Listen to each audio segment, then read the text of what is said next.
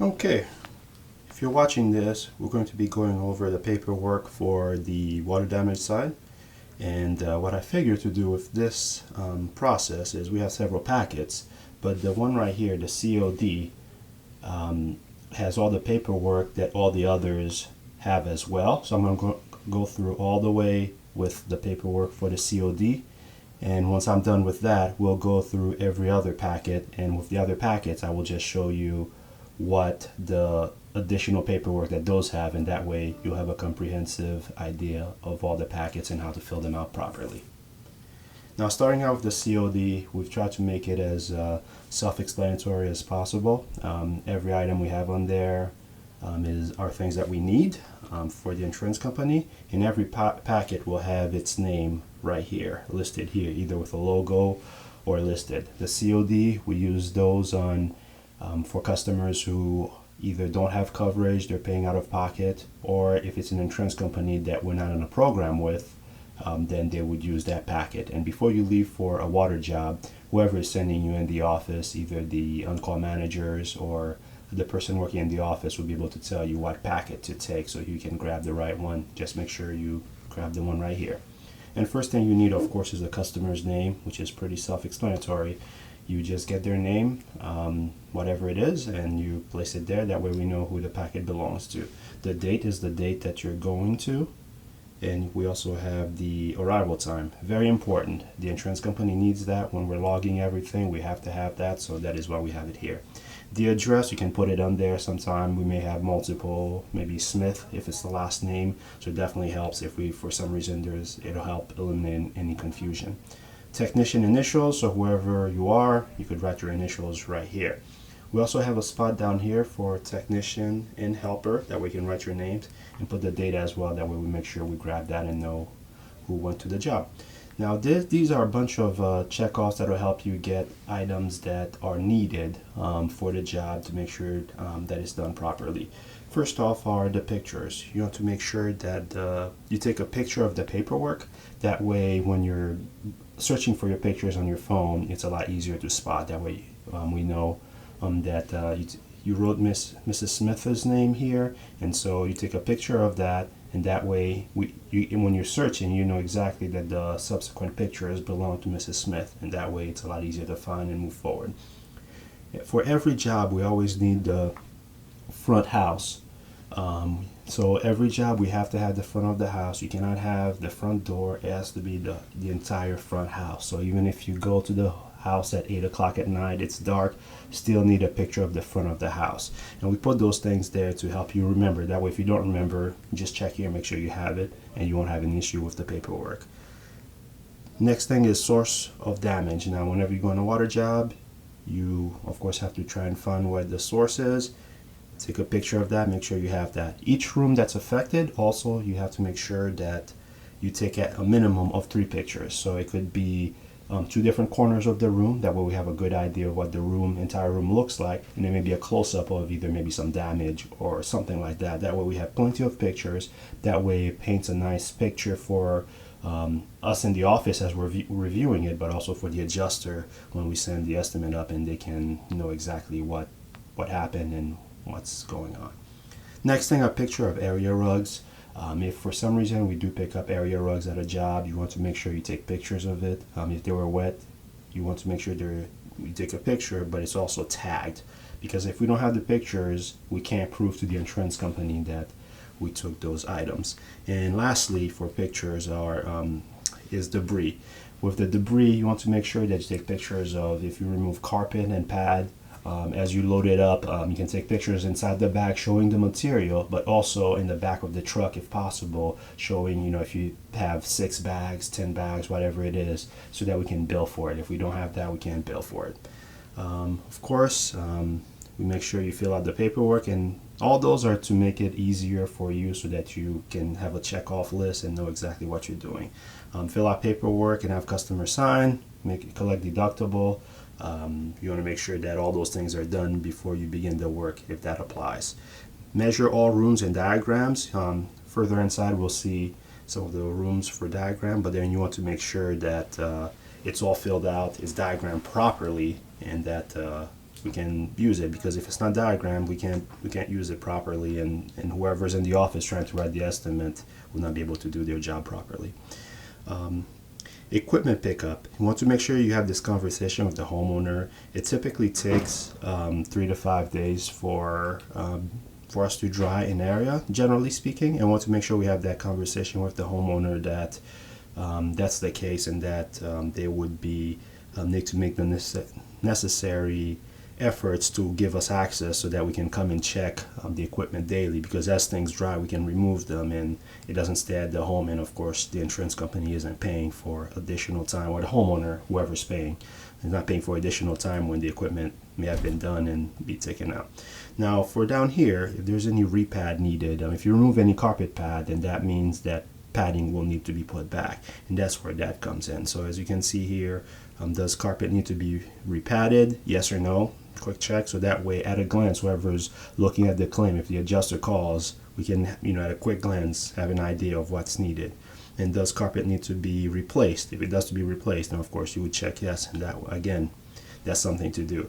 It says in asterisk here that if flooring needs to be replaced, anytime you remove any flooring aside from pad, you need to make sure you take a sample of it. So any carpet, laminate floor, vinyl floor, wood floor, if you end up removing that, you have to make sure you take a sample, and that's what this reminder is for. Now of course this down here is when you get back, you of course empty the truck, remove the debris, throw the trash away, and make sure you take all the tools that you maybe took at the job out, and make sure that it's back in the warehouse so that if someone else needs it, it's ready and available. Leave paperwork in its spot and upload the photos to Dropbox. This is very important. A lot of the carriers want the pictures within 24 hours. And so whenever you guys get out there and you do a job, you have to, when you get back to the office, this is the best time after the job, upload them to Dropbox. That way we have them, and a lot of adjusters, sometimes they call the next day and they're asking for photos. If you guys don't send them up, we don't have them. So, and we'll go over that separately with you in order to setting up a Dropbox and making that available.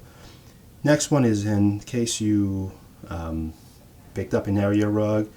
We have a spot here that show how many you took and the sizes. That way, again, a quick check.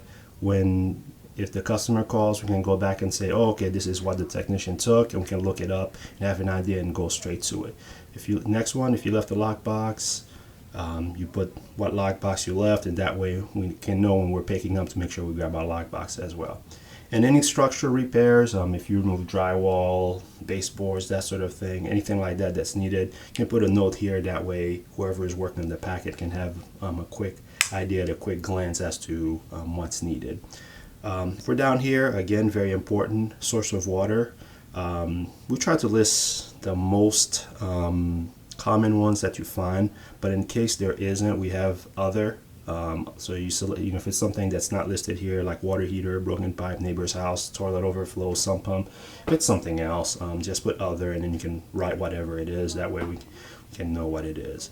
The amount of equipment used, very self-explanatory. If you brought 2 dehumidifiers, make sure you write 2 dehumidifiers. If you brought 10 air movers, put 10 air movers. That way it'll help us track the equipment. We know exactly what was left at the job, and it'll help with billing and everything as we move forward.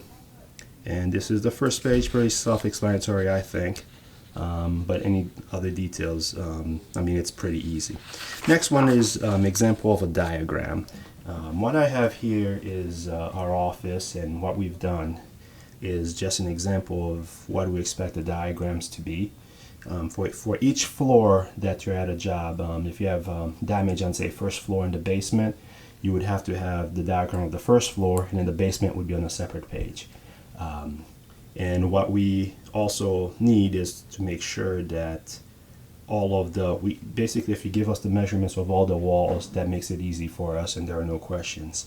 If you can't, if we're missing a measurement, we might not be able to draw it, and it's very important because we can't write the estimate, we can't put readings in, and it's a big problem. So in case you have any questions, as you see here, we have measurements for all the walls.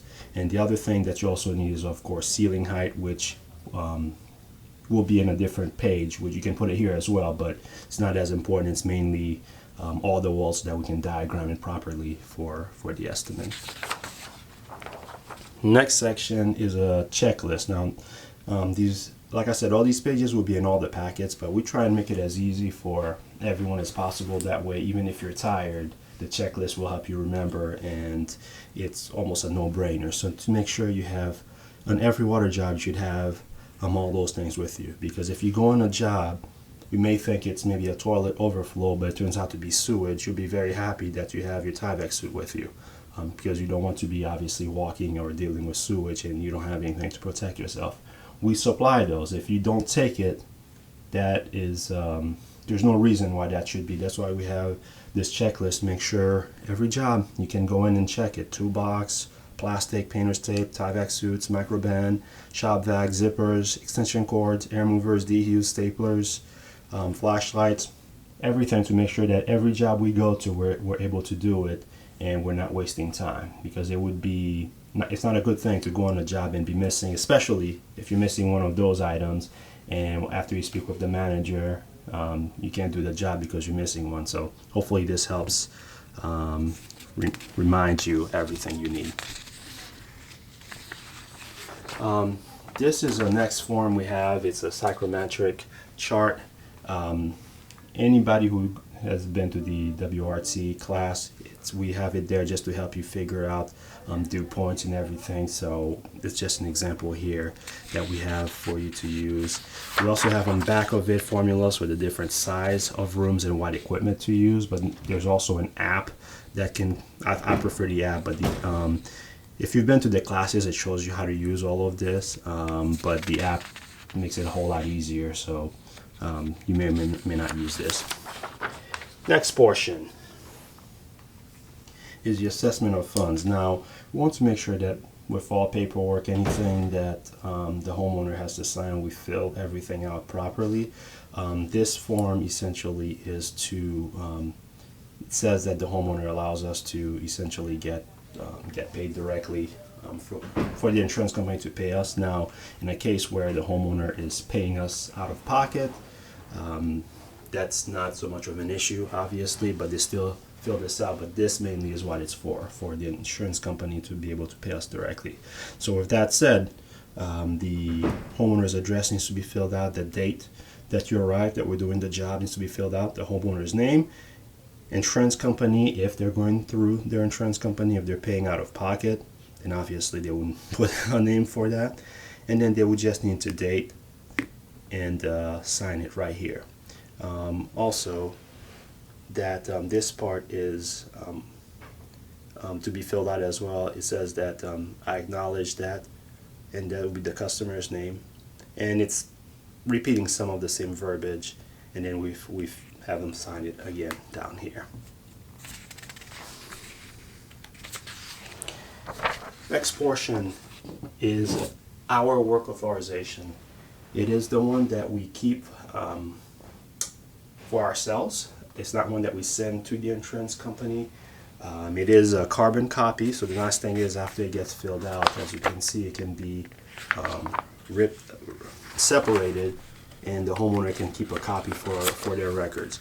And that's the only page on any of the packets that allows us to do that. The homeowner, any of them, they want a copy, we'd be more than happy to provide it for them. The only thing that we'll have to do is bring it back to the office, make a photocopy, and then we can either mail it or bring it back the next time that we go to their home. But this is, again, I think pretty self-explanatory. Homeowner's name, address, their phone numbers, which we usually have. I mean, otherwise we wouldn't have made it to their house. This right here, it is their address where the repairs are being done. Following scope of work, EMS is all you have to put there, which is for emergency service. And the homeowner, of course, just has to put their initial here, they sign it right here, and they date it. It is a two-sided document, but of course they sign it on the front, and once that's done, you just leave them the yellow copy. The white copy comes to us, and that's it. The next part is for the antimicrobial agent. We use Microban is the brand that we use. Anytime we do a water job, I would say probably 95% of the time we end up using the antimicrobial agent, and this essentially gives us permission. The homeowner allows us to. Now there are cases where homeowners do not sign and give the okay to do so, but they have to sign the decline portion. But we normally recommend that it gets applied. The antimicrobial agent does not kill mold, but it helps prevent it from growing. So after we've extracted and we've cleaned, we apply it. It helps prevent mold from growing. That's what it does. So it's just a matter of putting the date, customer's name, the loss reported on whatever the loss date is. Sometimes it's written on the paperwork, so we can get that there. Usually we're using it for water damage if it's a water loss, so you would circle water and then the homeowner just signs it. With that said, you would also leave them with a packet, a folder, I should say, that has an MSDS sheet for the micro. Now, with the MSDS, as I mentioned, every time you go on a water job, you will be taking a folder with you. And in the folder is what we provide. We have the MSDS sheet here, the materials data sheet for the homeowner for Microban, so you know exactly what we're using. We also have a list of our services, but also a letter sort of explaining a little bit what the homeowner is to expect.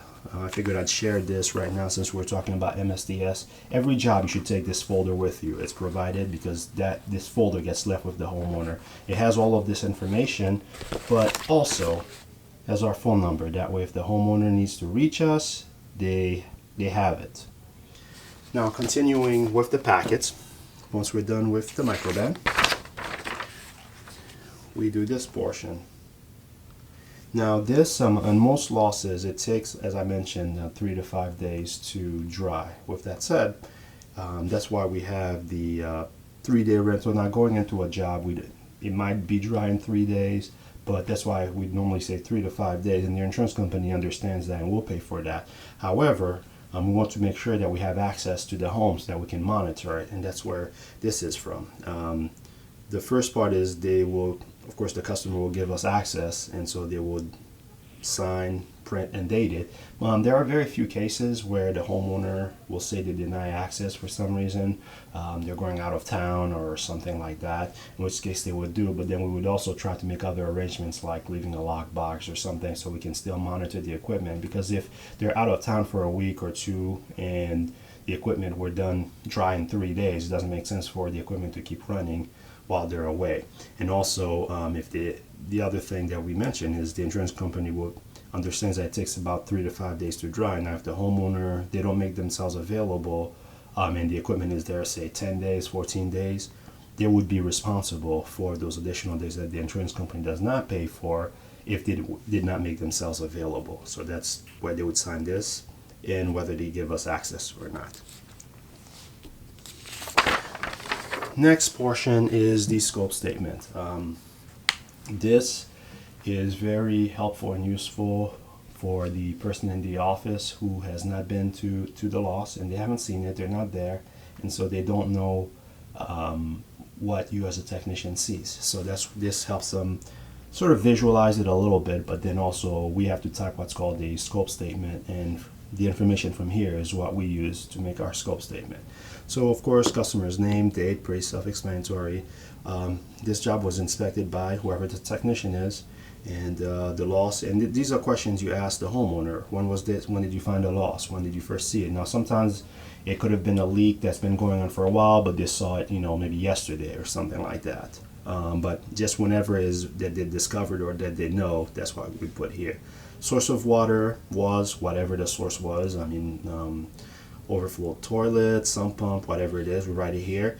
And this just corroborates that, if you just said that it just happened, but the wood is black and it looks like it was wet for 2 months and never was addressed, obviously that would conflict, and that's where this helps, is in your professional opinion the loss occurred approximately, if it seems like it lines up with what the homeowner says, then you can put the same date, or if it doesn't, then that's somewhere to put a note, something like maybe beyond that time.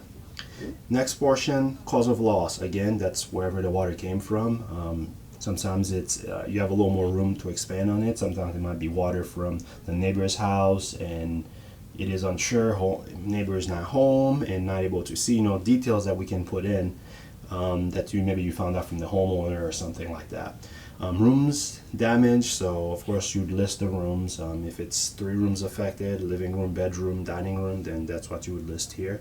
And scope of work that includes, so it's basically what you're going to do. So it may include, here you would write something like extracting water, removing drywall, detaching baseboards, putting furniture on blocks, picking up area rug, that sort of thing. Basically whatever that you're going to be doing, you have it here. And from there, whoever reads this can write a scope statement which would say water heater got affected. It affected living room, dining room, and bedroom, and water was extracted, padding was removed, air movers placed, applied antimicrobial agent, whatever it is that was done. And that way we have a full idea of what was done and we can express that in a scope statement for the adjuster.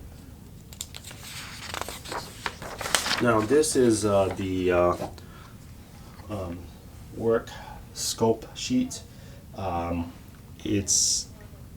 There's a lot of spaces there, but what we try to do is to include anything that you might need. That way you place it there and you don't forget. That way it tells us basically what you've done, what you've removed, the amount. That's essentially what it is.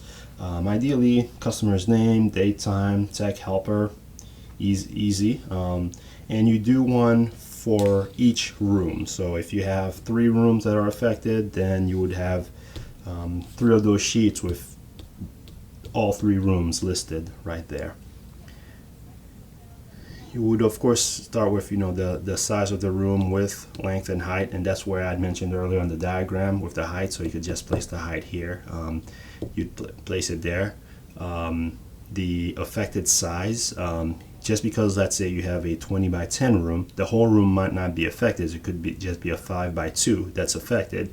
So the affected size would be 5 by 2, even though the size of the room is 20 by 10. So that is where that comes in. Now the category, it's what category it is. So if it's clean water, it would be category 1. If it's gray water, category 2. Black water, category 3. And what class, if it's class 1, 2, or 3, which someone would have already gone over that with you. Now for water extraction, so how much square footage did you extract? If you a 10 by 20 room, if you extracted the entire room, then of course you would write the amount that you've extracted. If it was half the room, you would write that as well. And now this helps us to know if it's if it was a hard floor, such as either tile, vinyl tile, ceramic tile, concrete, a wood floor, something like that, a wood surface, or if it was carpet, and that helps there. If you have to detach any trim, and the trim is what's around doors or baseboards, circle one of them. That way we can bill accordingly, and whatever the length linear feet that you remove. So if you remove the entire perimeter of the room, you can put perimeter floor, or 60 linear feet, whatever the number is, and what material is it. So if it's baseboard or if it's trim or whatever, that's what you would place here. Now please note that it says detach here, and when you detach, it's with the intent of putting it back. So you take care, you take your time to make sure you remove it.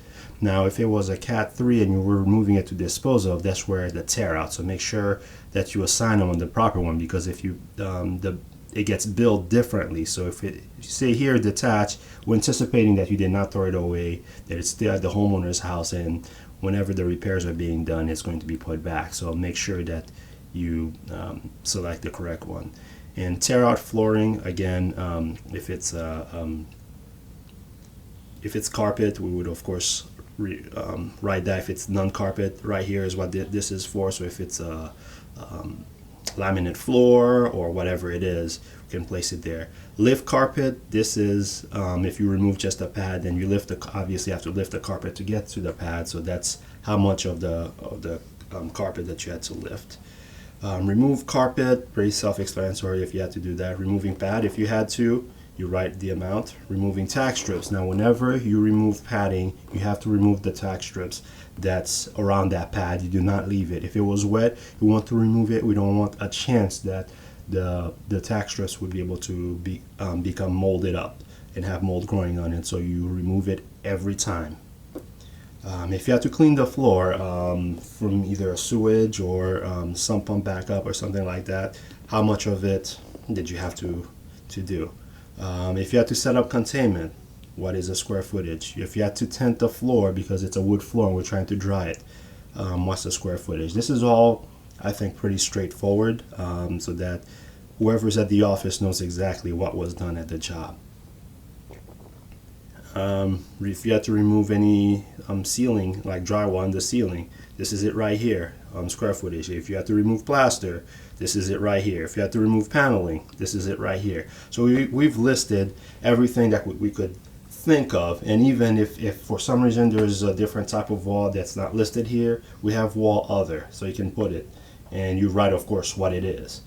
We try and make it as easy as possible so that, even when you're tired, all of this is there to remind you, to help us out.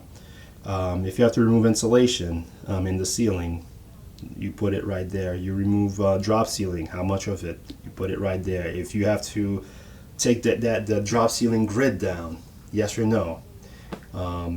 If you have to if you have to tear out any crown molding, you have it right here. So it's all listed here. Detached chair rails, vanity, if you had to remove one, you write it right here because we have to bill for that. Detached cabinets, sometimes you go out and that has to be done. Write it right there. It's all pretty straightforward. Now over here is the portion for the equipment. We have air movers, DHUs, air scrubbers, and the rescue mats. Now what we have right here, the air movers, they're all centrifugal is what we use mainly here. So you would, of course, you can put centrifugal, we already know that, but the amount is how many you put in that room. So if you put 5 air movers, you would put 5 because that's the number. But right here where it says number, you would put each air mover has an identification number. So you would put, if you have numbers 1, 2, 3, 4, 5, then you would write 1, 2, 3, 4, 5. That's what you place there. Or if it was 40, 41, 42, 43, that's what you would put right here. So that's the numbers. That way we know you place 5, but then here are the numbers. This helps us track it. Same thing for the dehumidifiers, and same thing for the air scrubbers and the injector dry. Now, if for some reason you don't know what the model is, you can check with someone who's been working with you, but the most important part are those two aspects, how many you left and the numbers, because we have to be able to track them. If you have to remove any debris, of course, we need to know in how many bags this helps, because obviously you're going to take a picture of it, but then we also need to be able to bill for that. So that helps. If you have to move any contents around, come in a basement and it's full of contents, to even get to the floor, you have to move the contents out of the way. We need to know how long so that we can bill for it adequately. And that's pretty much it for this page. And if there's anything, any additional thing that you need to put on the back, of course, you can write the details. But the nice thing that we've done on the back here is where you would do your diagram. So as I mentioned earlier, the example of the diagram, we made a grid here to hopefully help with straight lines, but to help also diagram the areas. So on each floor, the idea is if you have a living room, dining room, and foyer, all of this would fit on this page. Now, if for some reason you have to do multiple floors, multiple floors, then you would use, of course, a different sheet for the basement, or a different sheet for the third floor or something like that. And so each floor will be on a separate sheet. Now, next one, this is to help us figure out the rooms when we have to schedule carpet cleaning. Again, the address, if you have to repad a room, the living room, you remove the padding. The living room would be written here and whatever size of the living room. That way we know this needs to be repadded. Same thing, if the living room had to be repadded, of course we'd have to clean the carpet as well down here, so make sure that's there as well. Any steps involved, we want to make sure that that's included. If there's any furniture that you have to clean in the room, the water came from above, the sofas got wet, you write, 2 sofas or whatever it is, ottoman and whatnot, and that way it's listed here so we have a good record of it. Also, if you could put the measurements of that sofa, so if it's a 6-foot sofa, 6-foot sofa, chair, and that sort of thing, so that we can bill for it properly. Almost done. Last sheet for this is the moisture reading form. I'm going to tilt it because when it's stapled, it is stapled this way with the packet, but it is pretty straightforward, hopefully. But for this one, it's the moisture reading. So we need to know, obviously this is one of the most important things for what we do. We have to have customer's name, the date that that is done, but then the time is very important. The time that you arrive at the home, we have to have that.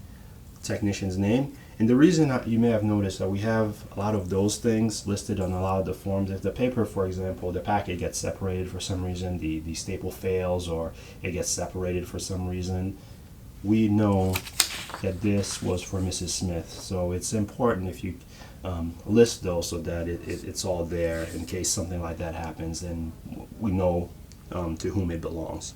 So arrival time, very important. Technician, very important.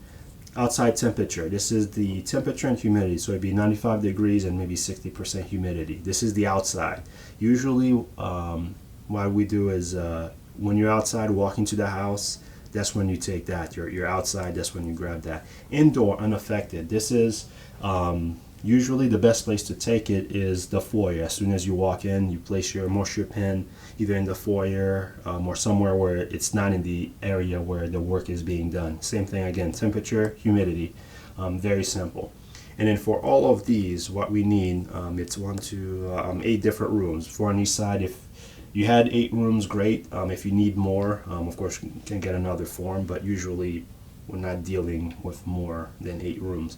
But you want to make sure you write every room that you have to do work, that you have to place equipment, needs to be in one of those sections. So if you have a basement that has a family room, a storage room, and a laundry room, you can't just put basement and then that's it. If all 3 of those areas, now if only the family room is affected, then it will just be family room and that's it. But if you have equipment in all 3 rooms in the basement, you would have 1 room, 1 room, and 1 room. Now, name of the room listed, need temperature and humidity for both, for the room. Now this is, if you had to place 6 air movers in the family room, 6 air movers, and this is however many DHUs you would put that.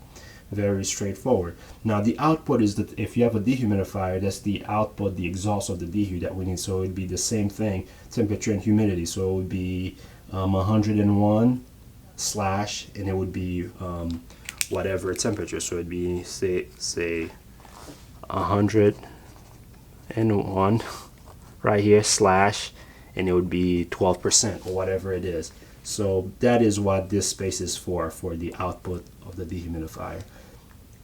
Lastly is the moisture content. FWC is for floor, wall, and ceiling. I'm trying to keep it as simple as possible, and the idea is if the floor was affected, if it was carpet, you put whatever the moisture content is. If the wall was affected, if you remove baseboards and you're drying drywall, you would of course put the reading. If you had to cut drywall and it's just the framing that we're drying, put whatever the reading is. If it's the ceiling, same thing. If it's drywall you're drying, you put the moisture content. And what I like to do, which helps, is if you remove drywall and you're drying the framing, I put whatever the moisture content is, and I'll write framing or sill or whatever it is. That way, whoever's reading this knows exactly what reading I'm talking about. So you do that for every room. Hopefully this helps. Lastly, equipment there. This is at the total job. So if you placed 10 air movers, you would list every number down here. So there should be 10 different numbers, so it's 1 through 10 if it's for here. Same thing for dehumidifiers. You use 5, you would list 5 dehumidifiers.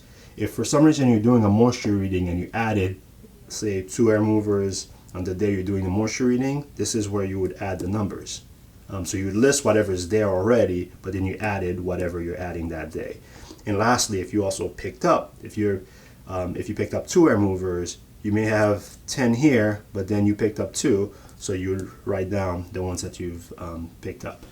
And that is it for at least the COD paperwork, and we will jump to the other types of paperwork. Next packet is the ALACnet packet.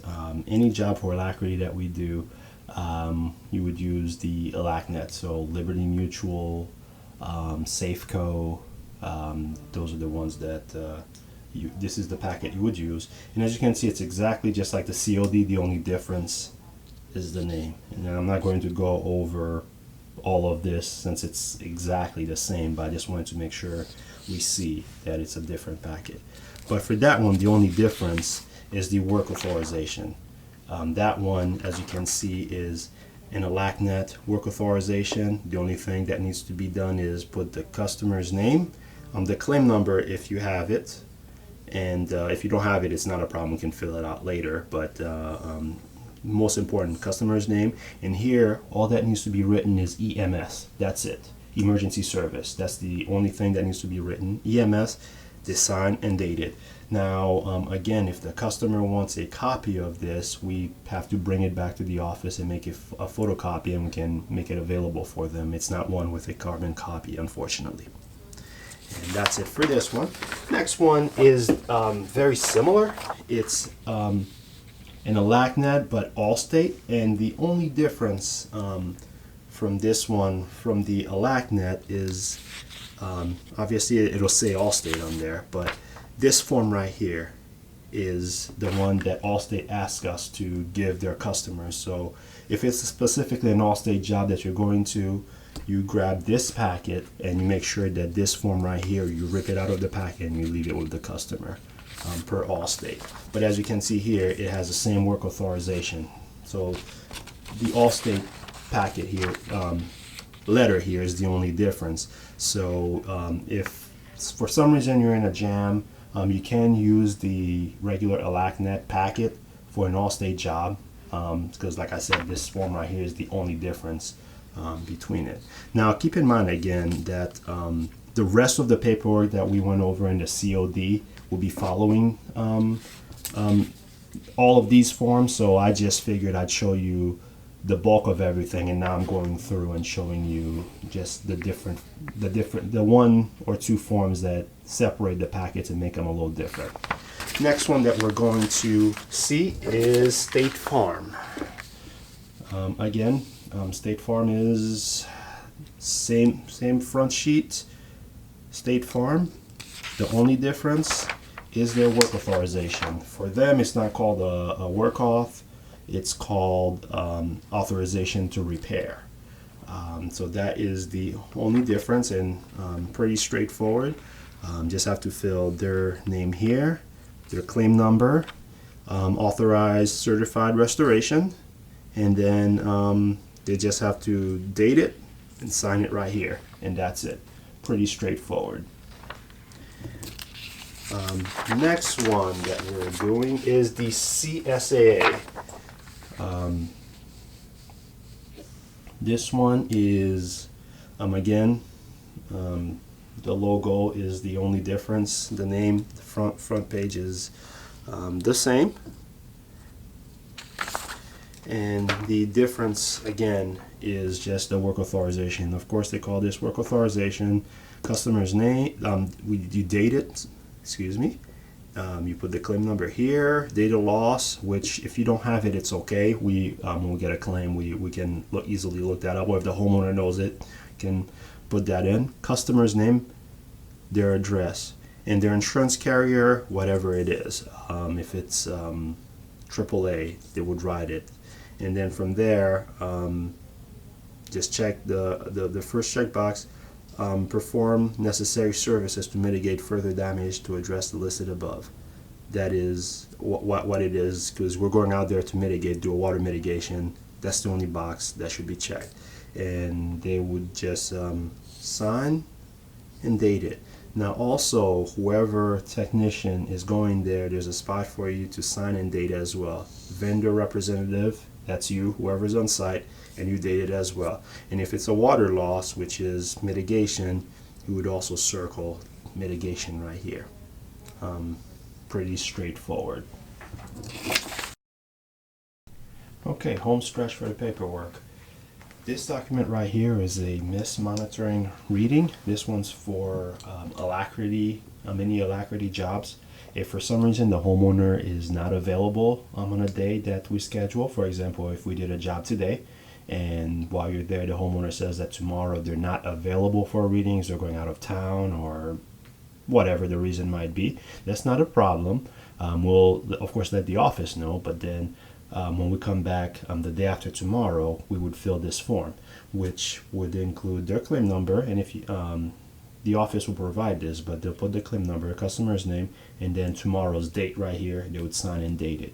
If they ask why, the reason is the insurance company wants to make sure that the day that was missed was not because us, certified restoration, we just didn't feel like going there, that the homeowner legitimately was not available. That's all it means, and that's it. It doesn't count against them or doesn't know their rates. It's just really for us, the contractor, to make sure that we made every effort possible to make sure that we would go and we could check on the equipment and make sure everything's good. Next few pieces are the COSs. For some companies call them a little different, certificate of completion, or but mostly COS is for certificate of satisfaction. This one is specifically for alacrity. Unfortunately, it's pre-filled, so we can't leave a bunch of blank ones to get stocked, so that technicians can take them with them. So every time for an alacrity job, we have to just print them as needed. And the only thing that they have to do is literally sign their name and date it. Section 1, that is the only part that gets done. Do not do section 2. It does not involve us. I don't know why alacrity does it, but that's their thing. So please make sure they do not, if for example they're skipping this sign down here, we can't use this form and we can't get paid. Only section 1. If we do not have this done, we don't get paid for the work we did. So it's very important. Next form is the state farm. It's called HCP, or authorization to pay. They all call them something different, but they all basically do the same thing. This is so that State Farm can release funds so that we can get paid for the work we've done. All that's needed is the customer's name, claim number, date, sign. Very easy. So that's all that needs to be done there. Next one is the one for CSAA, which is a AAA from Lionsbridge. Again, very straightforward. You can circle the mitigation part, that way that's what it's for. You would put the claim number, date of loss, insured's name, their address, the work authorization, dated. It's whatever day that they signed the work off. If you don't know that, that's not a problem. Someone from the office can pull the packet and look it up. And then contractor, obviously, that would be certified restoration. And then they would date and print it. And sign their name right here. If it's husband and wife and they both want to sign it, well, there's room for two different areas for them to sign. Lastly is the certificate of satisfaction for really any other insurance company that we're not on a program with, or a homeowner who's paying out of pocket. Very self-explanatory. Again, customer's name, their address listed on the second line right here, and whatever date of loss it was, and then of course we put the dates here, and then they sign, print, and date it. Very straightforward. Hopefully this has been helpful and helping you do the paperwork properly.